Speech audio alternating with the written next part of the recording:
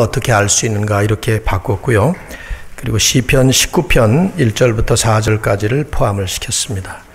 자, 오늘 말씀을 시편 19편 그리고 디모데후서 3장 이렇게 두 군데 있는 말씀 보겠습니다. 다 같이 일어나셔서 찾아서 함께 보겠습니다.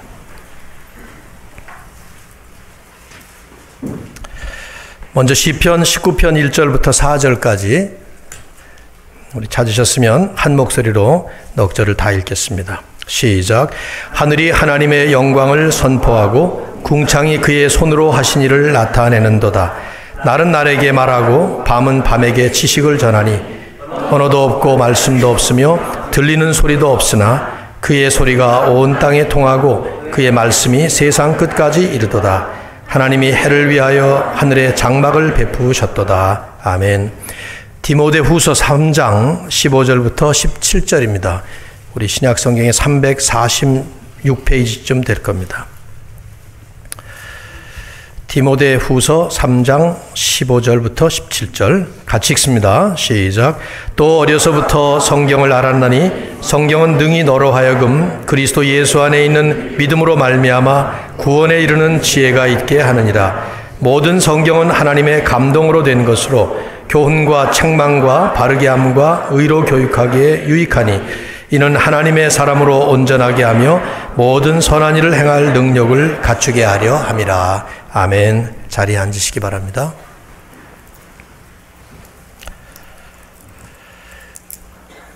질문하면서 말씀을 함께 시작을 하도록 하죠. 만일 우리가 우리보다 훨씬 지체 높은 어떤 분에 대해서 알고 싶다면 그분을 가장 정확하고 올바르게 알 수 있는 방법이 무엇일까요? 어떤 사람에 대해서 알기를 원한다면 우선 방법은 여러 가지겠죠. 조사하는 것입니다. 요즘 같으면 유명한 분 같으면 구글 같은 거 치면 적당한 인포메이션들이 나오니까 말이죠. 그분이 어디 사는지, 주소가 어딘지, 어떤 일을 하는지, 직장이 어떤 직장인지 이런 거 등등 알아볼 수 있을 겁니다. 그러나 이제 그런 정도의 정보는 알 수 있겠지만 정말 중요한 그분의 인격이라든가 사람 됨됨이라든가 그런 것은 알 수가 없을 겁니다. 다만 이제 그런 것까지 알려면 또 다른 방법은 그분을 잘 알고 있는 사람에게 물어보는 것입니다. 가족이나 친척이나 혹은 가까운 친구들이나 그러면 그 가까운 사람들이 그분에 대해서 아마 알고 있는 만큼 자기 견해를 말해주겠죠. 하지만 그것도 어느 정도는 맞을지 모르지만 정작 그 당사자를 제대로 잘 표현한다고 말할 수 있는지는 모르겠어요. 어떤 방법을 하든 간에 제가 생각할 때는 가장 정확하고 또 바른 방법이라고 하면 그분 본인이 직접 자기에 대한 얘기를 해주는 것입니다. 그 말이 진실을 말해주기만 한다면, 거짓말을 하지만 않는다면 그분이 자기에 대한 모든 것들을 직접 말해주는, 자세하게 설명해주는 그 방법이 가장 옳은 방법일 거예요. 한 가지 문제가 있다면 그분이 많이 너무 높은 분이라서 내가 직접 찾아가서 만날 수 없는 분이라면 어려울 겁니다. 요즘이야 대통령도 만나려면 만날 수 있는 세상이니까 괜찮겠지만 옛날에는 왕 같은 존재는 함부로 만날 수가 없잖아요. 그러니까 보통 일반인들은 왕의 얼굴조차 모르고 사는 것입니다. 일반 백성들은. 그럴 때 그 왕에 대해서 알 수 있는 가장 올바르고 바른 방법은 그 왕이라는 존재가, 그 지체 높으신 분이 스스로 자기를 나타내 주시고 내려와 주셔서 자기에 대한 모든 것들을 알려주는 그런 방법이겠죠. 신학적으로 얘기한다면 성경이 말씀하는 얘기를 보면 이런 것들을 계시, revelation 이렇게 말을 합니다. 낮고 낮은 유한한 우리 인간이 높고 높은 무한하신 그 하나님에 대해서 알 수 있는 유일한 길이 뭐냐? 그것은 하나님께서 직접 우리 수준에 맞게 자기를 낮추시고 내려오시고 나타내서 보여주셔야만 가능한 것이죠. 그래서 하나님께서 자신을 우리에게 알려주시고 보여주시는 그런 것들을 가리켜서 성경은 하나님의 계시, revelation 이렇게 얘기를 합니다. 만물의 창조자이시고 이 우주의 운행자이신 하나님을 알 수 있는 유일한 길이 뭐냐? 그것은 하나님께서 계시해 주셔야만 그리고 그 계시를 받은 사람만 그 하나님에 대해서 알 수 있다는 것입니다. 예수님께서 직접 하셨던 말씀 한마디를 보면, 앞으로 이제 교리설교기 때문에 계속 자막에다가 성경을 띄울 텐데요. 여러분이 성구라도 좀 이렇게 이 주제에 대해서는 참 중요한 성구라는 부분들만 좀 뽑아서 띄우려고 합니다. 주님이 하신 말씀이에요. 뭐라고 말씀하셨는가 하면, 내 아버지께서 모든 것을 내게 주셨으니 아버지 외에는 아들을 아는 자가 없고 아들과 또 아들의 소원대로 계시를 받는 자 외에는 아버지를 아는 자가 없느니라. 하나님께서 주시는 그 계시를 받는 자 외에는 하나님 아버지를 알 수 있는 길이 없다 그 말이에요. 사실 이것은 일종의 상식입니다. 저차원의 세계에 속한 자가 자기보다 훨씬 높은 고차원에 속한 존재에 대해서 알고 싶다면 유일한 길은 그 높은 고차원의 세계에 속한 존재가 이 낮은 저차원으로 내려와서 자기 자신을 알려주는 계시의 방법밖에 없어요. 예를 들면 여러분 집에서 강아지를 기르시는 분들, 그 강아지가 주인에 대해서 어떻게 알겠습니까? 주인이 뭘 좋아하는지, 어떨 때 화가 나는지, 어떨 때 기분이 좋아하는지, 이걸 강아지가 자기가 연구해서 알 수 있는 방법이 없어요. 주인이 그 강아지가 알아들을 수 있는 말이나 행동이나 제스처를 통해서, 그것도 계속 반복해서 그 수준에서 이해할 수 있도록 알려주어야만 가능한 것입니다. 어린 아기가 부모에 대해서 어떻게 알 수 있을까요? 연구해서 모릅니다. 그 부모가 어린 아기가 알아들을 만한 말, 알아들을 만한 행동이나 제스처를 계속해서 그에게 알려줌으로 인해서 부모의 마음과 뜻을 전달해 주어야 어린 아기는 자기 수준에 맞게 점점 더 알아갈 수가 있습니다. 마찬가지로 전능하신 하나님이 계시다면 온 세상의 주인이신 그 하나님, 무궁무진하시고 무한 광대하신 그런 하나님이 계시다고 하면 어떻게 그 하나님을 알 수 있는가? 방법은 하나예요. 하나님께서 우리 수준에 맞게 스스로 내려오셔서 자기 자신을 나타내 계시에 보여주셔야만 그건 가능한 것입니다. 오늘 저는 이 하나님의 계시에 대한 말씀을 나누게 될 텐데, 우선은 하나님께서 자신에 대해서 쓰신 성경을 통해서 우리가 정리를 해본다면, 하나님은 자기 자신을 모든 사람들에게 계시하셨다는 것입니다. 세상 모든 사람들이 하나님을 알 수 있도록 하나님은 다 계시하셨다는 거예요. 이것을 우리가 일반 계시, 영어로 하면 general revelation 그 표현을 씁니다. 이 일반 계시, 모든 사람이 알 수 있도록 하나님이 당신을 알리신 그 일반 계시는 두 가지의 형태로 나누어집니다. 첫째는요, 우리 인간 안에 하나님이 자신을 계시하셨습니다. Inside us. 또 하나는 우리 주변의 세상에 하나님의 자신을 계시하셨습니다. Around us. 우리 안에, 우리 주변에. 그렇게 하나님은 두 형태의 일반 계시를 우리에게 주셨어요. 자, 이걸 하나씩 생각해 봅시다. 첫째는 사람 안에 새겨놓으신 하나님의 형상이에요.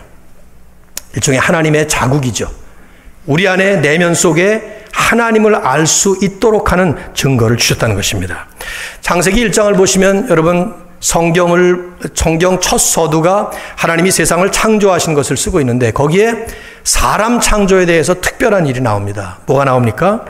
하나님이 이르시되 우리가 우리의 형상을 따라 우리의 모양대로 우리가 사람을 만들자. 여기 우리라는 말은 아직 fully 전체적으로 우리에게 계시하시지 않은 삼위일체가 이 단어 안에 담겨져 있습니다. 여기 삼위일체는 모르지만 하나님의 복수성을 보이죠. 우리라는 그 단어가, 하나님이라는 그 단어 자체도 복수성이에요. 엘로힘 하는 말이, 엘이라는 말이 하나님이라는 단수인데 뒤에 임이라는 단어가 붙으면 히브리어에서는 복수가 되는 것입니다. 그러니까 하나님이라는 그 단어 자체도 복수성을 갖고 있어요. plurality. 어쨌든 여기에 아직 다 밝혀지지 않은, 아직 다 계시해 주시지 않은 삼위 하나님, 성부, 성자, 성령, 삼위 하나님께서 태초에 인간을 창조하실 때 의논하시는 거예요. 일종의 천상의 회의죠. 우리가 사람을 만들자.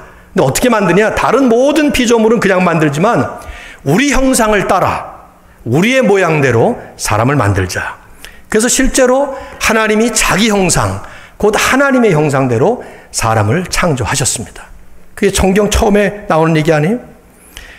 하나님은 인간을 창조하실 때 하나님 형상대로 창조하셨다는 얘기예요. 비록 인간이 타락합니다. 그러나 타락했을지라도 모든 인간의 그 내면 안에는 이 하나님의 형상이 찍혀져 있는 거예요. 스탬프가 되어 있는 거예요. 신학자들의 표현을 따른다면. 이것이 성경에서 가장 첫 서두에 밝히고 있는 중요한 진리예요. 하나님이 인간을 창조하실 때 하나님의 형상을 따라서 창조하셨기 때문에 인간의 내면에는 하나님의 형상이 찍혀 있는 것이죠. 그래서 인간은 누구를 막론하고 본성적으로 그 내면에 신의 존재, 이 하나님의 존재에 대한 감각과 인식을 가지고 있는 것입니다. 이 점을 누구보다도 믿으면서 탁월하게 증거했던 분이 그 위대한 종교 개혁자인 요한 칼빈이에요. 칼빈은 본인이 쓴 기독교 강요라는 탁월한 걸작품을 썼는데요. 이 Institute of Christian Religion 이 책을 썼는데 그 책의 제일 첫 번째 창조주 하나님을 아는 지식이라는 그 섹션을 썼습니다.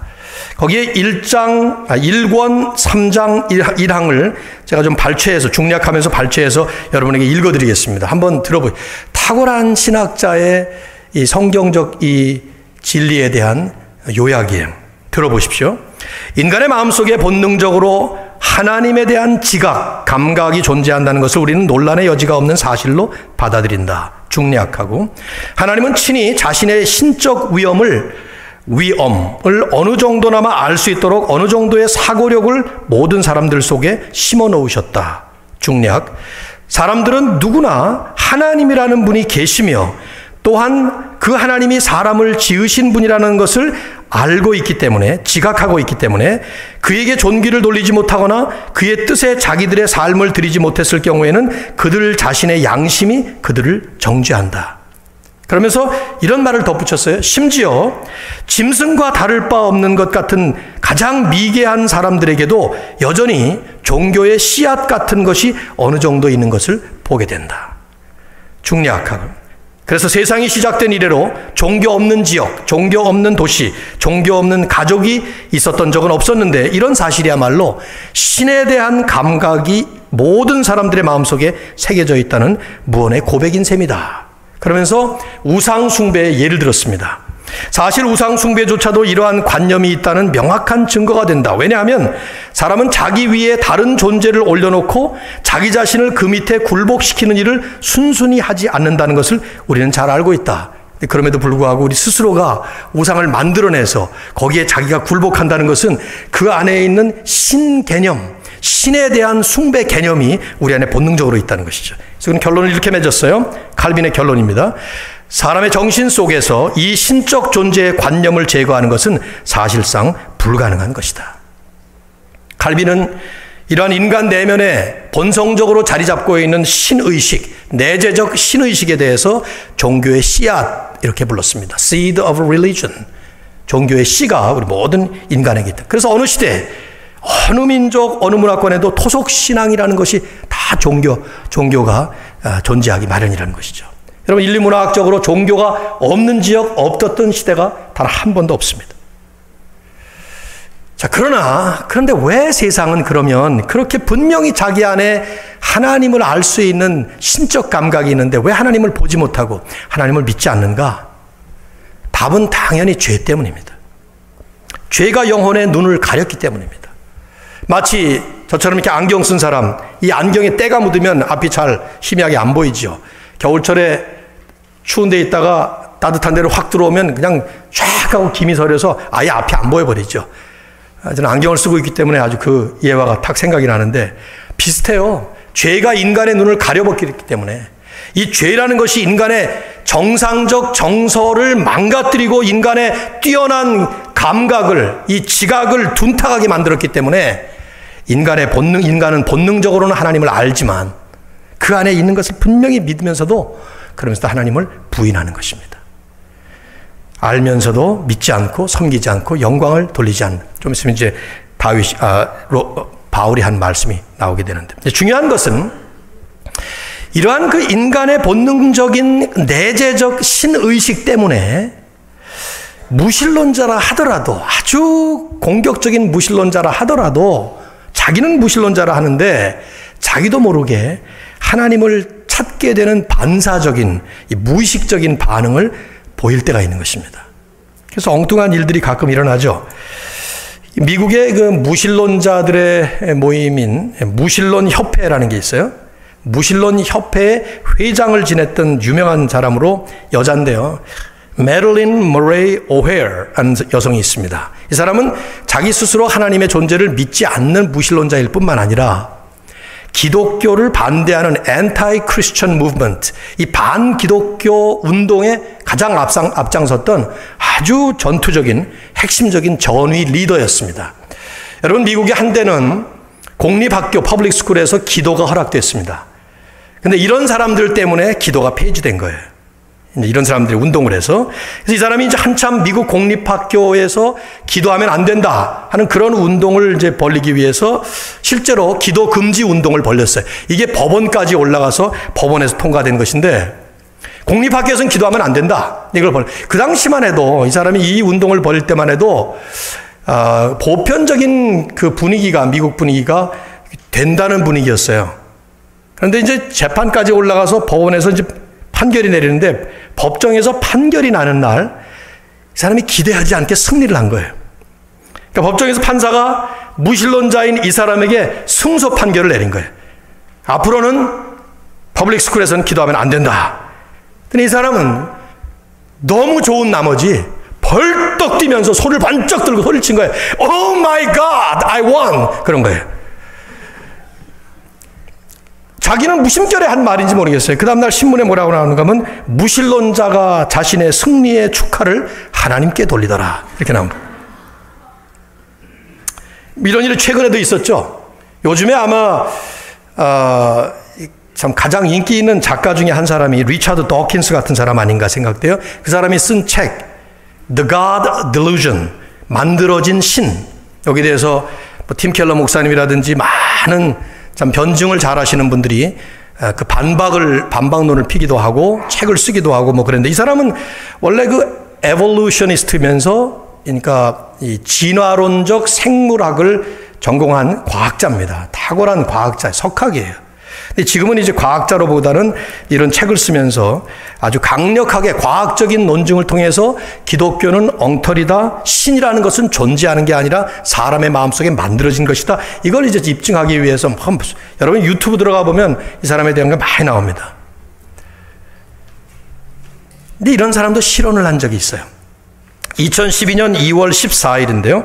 영국 라디오 방송인 BBC 방송에 나와서 그 서울 성 바울 대성당의 신부 중에 한 사람인 레버런드 길레스 프레이저라는 그 신부와 토론하게 됐습니다. 물론 그 신부는 이제 기독교를 옹호하고 이 사람은 반대하는 입장인데, 거기도 더킨스가 늘 하는 게 기독교인들을 비하하고 폄하하고 그러는 거예요. 얼마 전에도 그 워싱턴에 와서 수십만 명 앞에서 기독교인들을 노골적으로 무시해라, 그 사람들을 모욕을 줘라, 막 이런 그 강연을 해서 센세이션을 일으켰던 적이 있는데, 이제 여기서도 그런 겁니다. 둘이 대담을 하면서 크리스찬이라는 사람들이 교회도 안 가고 성경도 안 읽고 그러면서도 크리스찬이라고 그러고, 성경을 물어보면 복음서의 첫 복음이 뭔지도 알지도 못하고 막 이렇게 된 거예요. 제가 어제도 이걸 확인하느라고 유튜브에 들어가서 이 사람이 한 걸 실제로 들었어요. 막 그렇게 한 거예요. They don't know the first gospel of the Bible. 막 이러면서 막 그러니까 이제 이 프레이저 신부가 질문한 겁니다. 리차드 씨, 당신이 가장 좋아하는 책은 종의 기원, 찰스 다윈의 그 Origin of Species, 그거겠죠? 당신은 그 종의 기원의 풀 타이틀을 내가 물으면 대답할 수 있겠습니까? 그랬더니 당연하죠. 그럼 한번 해보세요. Go on. 그랬어요. 그랬더니 이 사람이 Origin of Species, Oh God, 생각이 안 난 거예요. 그러면서 그러고 지나간 것이죠. 라비 제커라이어스라는 기독교 변증가가 그 사건을 놓고 이렇게 얘기를 했습니다. 하나님의 주권과 전능하심의 궁극적 증거가 하나 있다면, 하나님은 자신을 믿지 않는 이 무신론자로 하여금 하나님의 존재를 부인하고자 하는 자기의 주장을 하기 위해서 책 제목이 생각나게 해달라고 하나님께 무심코 도움을 요청하도록 하셨다는 점이다. 그 다음 주 신문에 It has been a bad week for atheists. 지난주는 무신론자들에게 참 어려운 한 주간이었습니다. 이런 기사가 났던 것이죠. 이런 에피소드는 단순히 말장난처럼 보이긴 하지만 깊이 들어가 보면 인간은 누구나 하나님에 대한 이 내면의 신의식이 있다는 것을 보여주는 것이죠.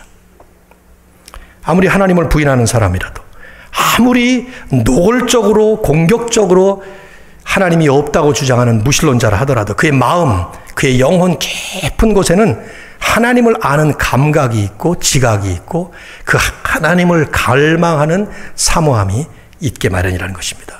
전도서 3장 11절의 솔로몬은 너무나도 잘 얘기했어요. 자, 한번 같이 읽어봅시다. 시작. 하나님이 모든 것을 지으시되 때를 따라 아름답게 하셨고 또 사람들에게는 영원을 사모하는 마음을 주셨느니라. 하나님이 주셨기 때문에 모든 사람은 영원을 사모하는 그 내면의 의식을 가지고 있고 그 영혼의 유일한 주체자이신 바로 그 하나님에 대한 내적 인식, inner sense of God, 그 하나님에 대한 내적 신의식이 분명히 있다는 것이죠. 그래서 영혼을 사모하는 마음. 그래서 불신자들도 어떨 때는 무심코 급할 때는 아이고 하나님, 오 마이 갓 이런 말들이 이게 말이라서 나오는 것 같지만 실제로 깊이 생각해 보면 심지어는 욕까지 쓰잖아요. 화가 나는 사람을 향해서 하나님이여 저를 저주하소서. 직역하면 그 뜻 아닙니까? God, D-A-M-N-I-T 하면은 그 뜻 아니에요. 그런 말들을 자기도 모르게 하고 있는 것이죠. 루이스 볼커프라고 하는 탁월한 조직시장자는 그래서 인간은 치료 불가능한 종교적 존재다. Incurably religious being.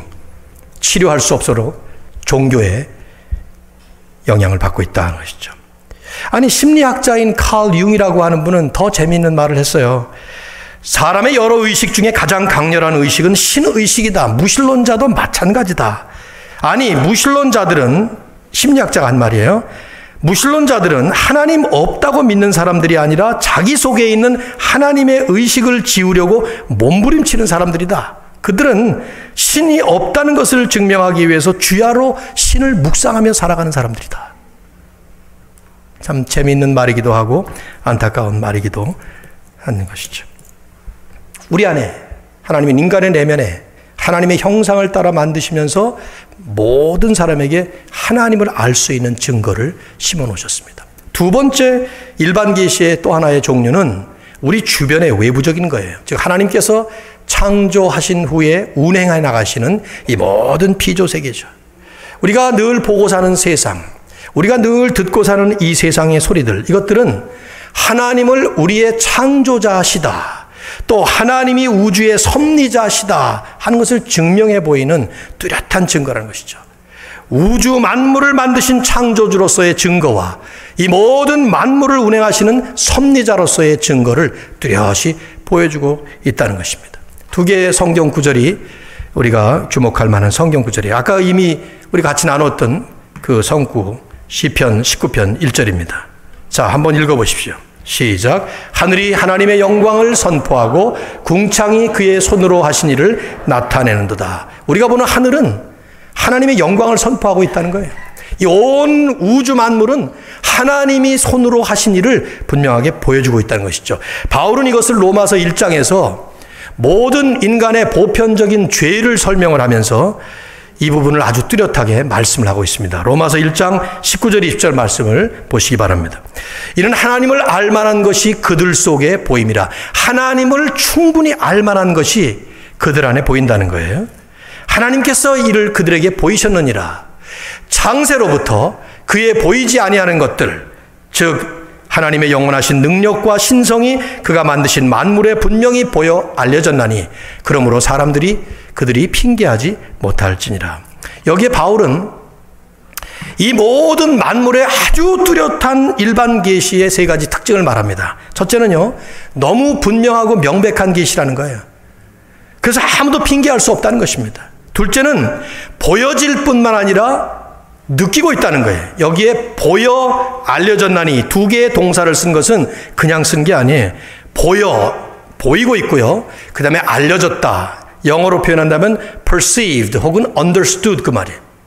다 알고 있다는 것이죠. 그리고 창세로부터 지금까지 계속해서 증거하고 있다는 것입니다. 그런데 왜 이토록 하나님의 증거가 뚜렷한데 대부분의 사람들은 그걸 보지 않고 있느냐? 왜 믿지 않고 있느냐? 또다시 말씀드리지만 죄 때문이에요. 그래서 바울은 이 말씀을 한 다음에 곧바로 말씀을 연결을 해요. 창세로부터 그의 보이지 아니한 것들 곧 그의 영원하신 능력과 신성이 그가 만드신 만물에 분명히 보여 알려졌나니 그러므로 그들이 핑계하지 못할지니라. 그리고는 21절에 이렇게 말씀을 넣고 있습니다. 하나님을 알고 있어요. 그렇지만 하나님을 영화롭게도 감사하지도 아니하고 오히려 그 생각이 허망하여지고 미련한 마음이 어두워졌다.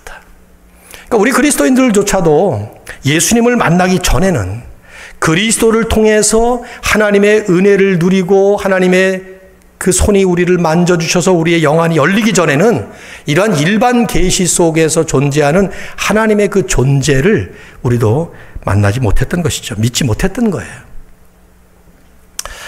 자, 그렇다면 이런 하나님의 일반 계시는 아무런 의미가 없는가? 죄 때문에 보이지 않으니까 말이죠. 죄 때문에 보이지 않을 때는 그럴 수가 있겠지만 바울의 말씀처럼 일단 하나님께서 우리의 눈을 열어주시고 나면은 이런 모든 일반 계시야말로 하나님의 영원한 능력과 그 하나님의 속성을 분명하게 보여주고 있기 때문에 우리에게는 오히려 정반대로 이제는 감탄의 대상, 영광스러움의 주체가 되는 것이죠. 과거에는 못 봤어요. 그러나 구원받은 이후에 우리의 영안의 눈이 열리고 예수 그리스도 때문에 이제는 이 모든 세계가 단순히 새로 그냥 저절로 만들어진 것이 아니라 하나님께서 창조하시고 하나님께서 운영하시고 이끌어 가신다는 것을 우리가 보면서 우리는 감탄하고 놀라게 되는 것이죠. 제가 주문을 해서 찬송가 79장을 오늘 불렀습니다. 주 하나님 지으신 모든 세계. 그 자체에서 우리는 하나님이 세상을 지으셨다는 것을 우리는 고백합니다. 하늘의 별 울려 퍼지는 뇌성, 밤에 반짝이는 하늘의 별을 보고 천둥 번개가 칠 때 우리는 주님의 권능 우주에 찾네. 주님의 높고 위대하심 내 영혼이 찬양하네. 숲속이나 험한 산 골짜기에서 지저귀는 저 새소리들과 고요하게 흐르는 시냇물은 주님의 솜씨를 노래하고 있도다. 이런 찬양의 고백이 일반 계시 때문에 우리에게 주는 축복이라 이 말이에요. 하나님을 알게 된 다음에 예수 그리스도를 통해서 하나님에 대해서 눈이 열리게 되고 나면은 이런 모든 우리 주변에 있는 모든 것들이 내 안에 있는 하나님의 형상이 그냥 보이는 게 아니에요. 이것이 하나님의 영광을 나타내고 하나님이 살아계신 것을 분명히 보여주는. 그래서 우리 그리스도인들에게는 이 일반 계시의 축복을 누려야 될 사실은 책임이 있고요. 이게 우리에게 특권입니다. 하늘과 산과 별과 바람과 구름과 이런 것들을 볼 때 그냥 당연히 있어야 될 자연스럽게 생겨지는 것이 아니라 하나님이 이것을 만드셨고 하나님께서 이것을 운행하고 계시다는 것이죠. 아까 읽었던 시편 19편을 다시 한번 보세요. 하늘이 하나님의 영광을 선포하고 있습니다. 궁창이 하나님이 손으로 하신 일을 나타내고 있습니다. 날은 날에게 말하고 밤은 밤에게 지식을 전하니 이게 지식이 뭡니까? 무슨 지식이에요? 무슨 knowledge입니까? 하나님의 지식이에요. Knowledge of God. 밤과 낮이 계속 교차하지만 날은 날에게, 밤은 밤에게 하나님의 살아계신 것을 선포한다는 거예요. 그래서 3절과 4절에 이렇게 말하죠. 시편 기자는 언어도 없고 말씀도 없으며 들리는 소리도 없으나 소리가 뭐 들립니까? 말을 합니까? 해와 달과 별과 이런 것들이. 그러나 그의 소리가, 하나님의 소리가 온 땅에 통하고 그의 말씀이 세상 끝까지 이르도다. 아무런 언어도 말하지 않고 있지만, 아무런 말도 안 하고 있지만, 들리는 소리도 없는 것 같지만, 그러나 그 속에 하나님의 소리가 온 땅에 통하고 있고 하나님의 말씀이 세상 끝까지 계속해서 퍼져지고 있다는 것입니다. 이게 우리에게 보여지고 들려져야 되겠죠. 그렇죠?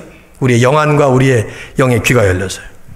특별히 이제 저는 이런 피조 세계가 운행되어 가는 그 모습이 우리에게 경탄과 감탄을 자아내야 된다고 생각이 돼요. 하나님이 운행하시는 만물의 모습을 한번 잠시 퍼즈하고 생각해 보십시오. 어쩌면 이렇게 질서정이 납니까? 아침이 되면 해가 뜹니다. 밤이 되면 또 집니다. 물론 해가 뜨고 지는 게 아니라 지구가 도는 거죠. 그걸 생각해 보세요. 그럼 과학적으로 지구가 도는 걸 어쩌면 이렇게 돕니까, 계속? 여러분, 팽이를 한번 탁 돌려보시면은, 뭐든지 하여튼 물건을 돌려보시면은, 제 아무리 회전력이 좋은, 그렇게 만들어진 걸 하더라도 언젠가는 쓰게 돼 있는데, 어쩌면 지구가 이렇게 돌아요, 계속? 해가 뜨냔 말이지. 계속 아침마다. 내일도 뜰까요? 분명히 뜨죠.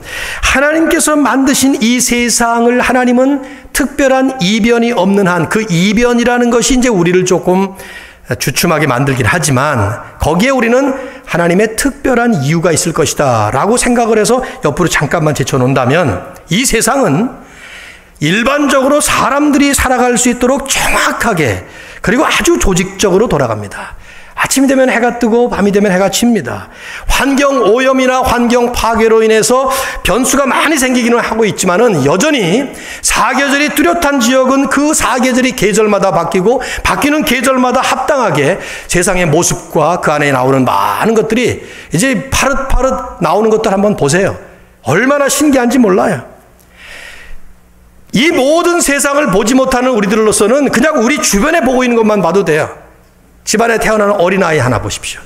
어린아기가 태어나서 조금씩 6개월, 1년, 2년, 3년 성장하는 과정 속에 그 피지컬, 이 신체가 자라는 건 둘째치고 정신이 자라는 것, 그 신묘막측한 그런 모습을 보게 돼요.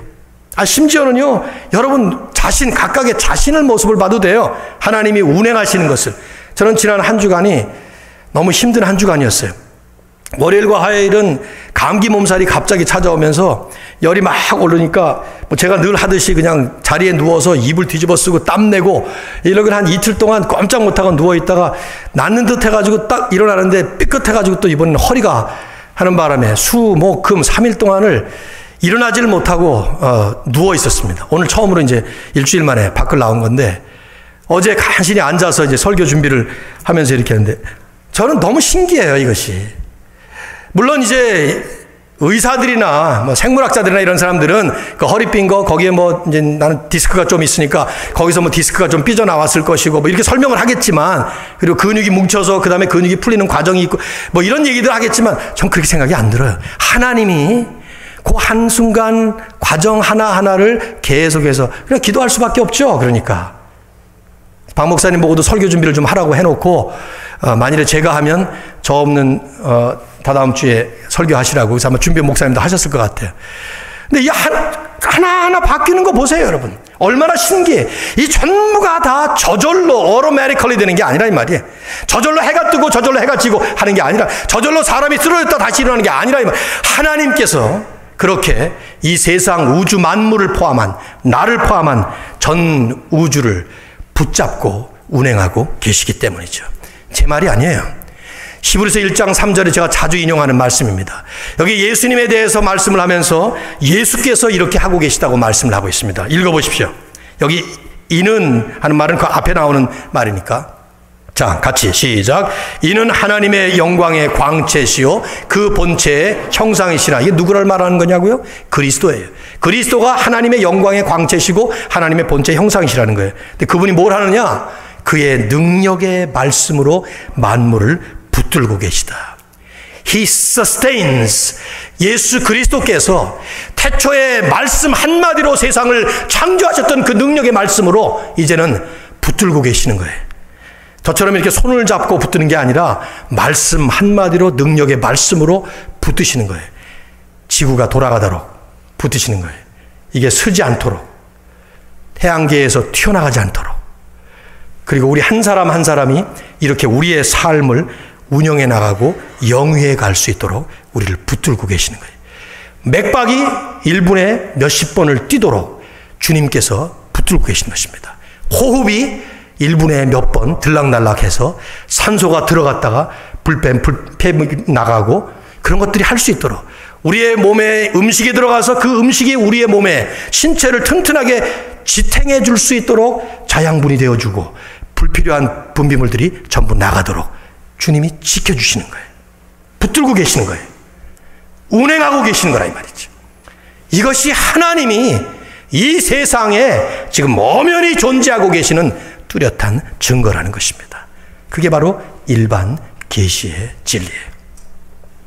여러분, 세상은 이걸 믿지 못합니다. 왜냐하면 죄 때문에 보이지 않아요. 우리도 그랬어요.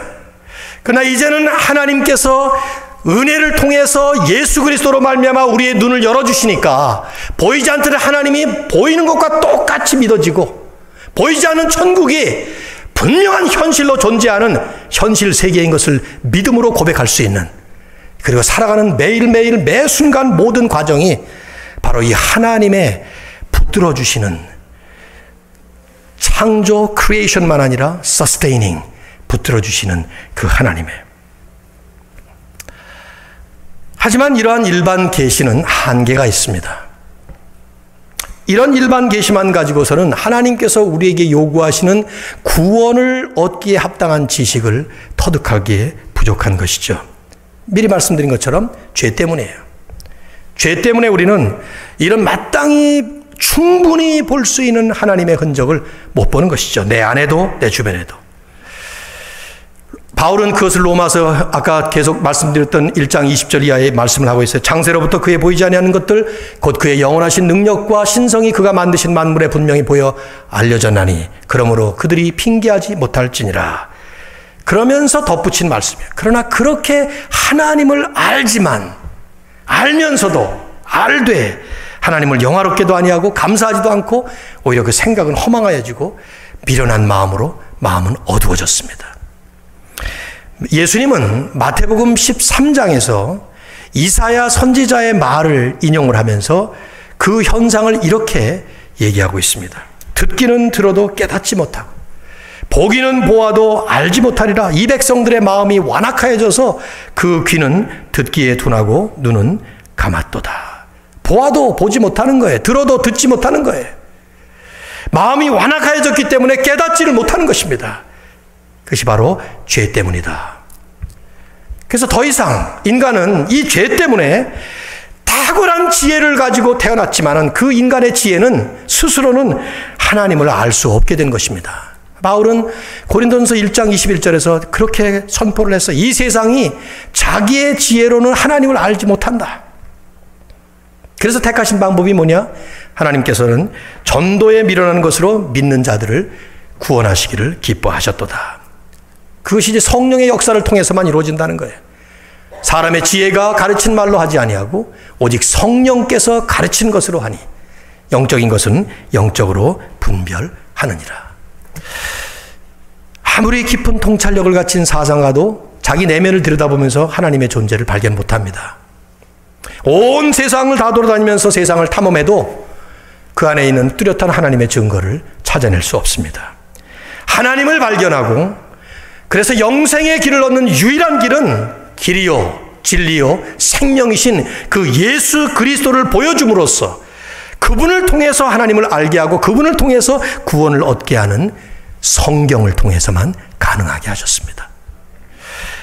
일반 계시들 위에 죄인들이 하나님을 더 분명하게 깨달을 수 있도록, 그래서 하나님의 뜻을 분명히 알고 구원의 길을 찾을 수 있도록 하나님은 특별한 계시를 내려주신 것이죠. 그것이 바로 성경이에요. 그래서 우리는 성경을 특별 계시 이렇게 말을 합니다. 성경에 나오는 일반 특별 이런 형용사들은 없지만 신학자들은 성경 전체를 연구해 보니까 그렇게 정리할 수 있다고 생각을 하게 된 것이죠. 저도 그렇게 믿습니다. 그래서 우리는 이 성경적인 진리를 잘 요약한 신앙 고백서 안에 이 부분을 가장 먼저 담아놓은 거예요. 1646년에 작성된 이후에 350년을 내려오면서 별로 수정되지 않고 이 개혁주의 개신교의 마치 대헌장처럼 그렇게 여겨지고 있는 웨스트민스터 Confession of Faith, 웨스트민스터 신앙 고백서의 가장 첫 번째 장, 첫 번째 절, 1장 1절에 보면은 이렇게 시작을, 제가 여기를 띄우려다가 이거는 띄우는 것보다 그냥 여러분이 듣는 게 나을 것 같아요. 함축적인 좀 복잡한 문장인데 제가 끊어서 번역을 따로 했습니다. 한번 들어보십시오. 자연의 빛과, 자연의 빛이라는 것은 the light of nature라는 말은 우리 안에 있는 본성을 얘기하는 것입니다. 자연의 빛과 창조와 섭리의 사역들은 하나님의 선하심과 지혜와 능력을 명확하게 나타내 보여줌으로써 사람들은 누구도 핑계할 수 없다. 그러나 그것들은 하나님에 대한 지식과 구원에 반드시 필요한 하나님의 뜻을 아는 지식을 주기에는 충분하지 못하다. 그러므로 하나님께서는 여러 시대 여러 방식들로 자기 자신을 계시하시고 자신의 뜻을 교회에 선언하시기를 기뻐하셨다. 그 후에 그 진리를 더 잘 보존하고 더 잘 전파하시기 위해서 또한 육신의 타락과 사탄과 세상의 악의에 대항하여 교회를 더 굳게 세우시고 위로하시기 위해서 그 계시하신 내용을 온전하게 기록하시게 되었고, 그러므로 성경은 가장 필요하게 되었고, 하나님께서 그의 백성들에게 그의 뜻을 계시하시던 이전의 방식들은 중단된 것이다. 이것이 웨스트민스터 컨페션 오브 페이스의 제일 처음에 나오는 첫 번째 문장입니다. 왜냐하면 성경이 뭐냐를 아는 것이 시작이기 때문에 그래요. 그래서 기독교가 한참 타락의 경지에 이르렀을 때 그것을 개혁을 시켰던 종교개혁자들이 다들 연합을 해서 외쳤던 첫 번째가 Sola Scriptura, Only Scripture, 오직 성경. 거기서부터 우리의 하나님의 진리는 시작이 된다는 것이죠. 오늘 설교의 제목을 성경은 무엇인가 이렇게 하려고 했지만 다음 주에 그 제목으로 다시 하겠는데요. 성경은 무엇인가 질문한다면 하나님이 주신 특별 계시의 말씀이에요. 일반 계시 가지고는 죄인인 인간이 하나님을 알 수 없기 때문에 하나님이 하나님을 알 수 있도록, 하나님을 알아서 구원받을 수 있는 구원에 이르는 지혜를 가지도록 성경을 주셨어요. 즉 성경은 첫째 하나님에 대한 말씀이고, 둘째는 우리의 구원에 대한 말씀입니다. 죄를 지어 타락한 인생들이 하나님을 볼 수 없기 때문에, 일반 계시 가지고는 불충분하기 때문에 성경을 통해서 유일한 길이요 진리요 생명이신 예수 그리스도를 믿게 하고 그를 통해서 드디어 하나님을 찾을 수 있고 구원의 길을 찾을 수 있도록, 그것을 사도 바울은 디모데후서 3장 15절, 16절, 17절에서 잘 요약하고, 여러분 이 성경은 사실 이 말씀은 정말 외워둘 만한 아주 중요한 말씀이죠. 한번 다시 읽겠습니다. 우리 아까 읽었지만, 자 시작. 성경은 능히 너로 하여금 그리스도 예수 안에 있는 믿음으로 말미암아 구원에 이르는 지혜가 있게 하느니라. 모든 성경은 하나님의 감동으로 된 것으로 교훈과 책망과 바르게 함과 의로 교육하기에 유익하니 이는 하나님의 사람으로 온전하게 하며 모든 선한 일을 행할 능력을 갖추게 하려 함이라. 아멘. 성경은 그리스도 예수 안에 있는 믿음으로 말미암아 구원에 이르는 지혜가 있게 하느니라. 성경을 통해서 모든 답을 구할 수 없어요. 많은 반기독교 불신앙자들은 성경 안에서 모든 대답을 구하려는 좀 허망한 시도를 하는데, 이 안에는 과학의 모든 것이, 우리가 알고 싶어하는 모든 내용이 다 들어있지 않습니다. 심지어는 하나님에 대한 모든 것도 다 없습니다. 뭐가 들었냐? 구원에 이르는 지혜가 있게 하는 거예요. Wisdom unto the salvation. 근데 그 구원에 이르는 지혜는 예수 그리스도를 믿는 믿음으로 말미암아 얻을 수가 있습니다. 그래서 성경은 그 예수를 보여주는 책이 바로 성경이에요. 하나님의 감동으로 쓰셨습니다. 하나님이 쓰신 것이죠. 그래서 우리를 교훈하고 잘못하면 책망하고 올바르게 인도해주고 계속해서 의로운 삶을 훈련을 트레이닝을 하고, 그 이유는 하나님의 사람이 되어서 온전하게 퍼펙트하게 모든 선한 일을 제대로 행할 수 있는 능력을 갖출 수 있도록 말이죠. 그래서 우리는 첫 번째 성경의 진리를, 성경 자체를 가지고 얘기를 하는 것이죠. 저는 다음 주에 이 말씀을 또 한번 성경은 무엇인가라는 것 가지고 말씀을 나누겠습니다마는, 말씀의 결론을 맺는 이 말씀은 지난주에 나왔던 말씀이에요. 내가 곧 길이요 진리요 생명이니 나로 말미암지 않고는 아버지께로 올 자가 없느니라. 누가 하셨죠? 예수님께서 하신 말씀입니다. 성경을 통해서 만나게 되는 예수 그리스도, 이미 그분을 만나셨기 때문에 이미 믿으시는 그리스도인들은 성경을 볼 때마다 그 안에 하나님을 발견하시는, 그리스도를 통해서 발견하시는, 그리고 생명의 길을 얻게 되는, 그래서 하나님 앞에 가는 그날까지 영광스럽게 하나님을 존귀히 올려드릴 수 있는 우리의 삶의 축복을 누리게 되는 것입니다. 이 귀한 은혜, 축복, 영광이 우리 모두에게 함께하기를 주의 이름으로 축원합니다. 하나님 감사합니다. 오늘도 거룩한 주일에 주님 앞에 나와 예배하는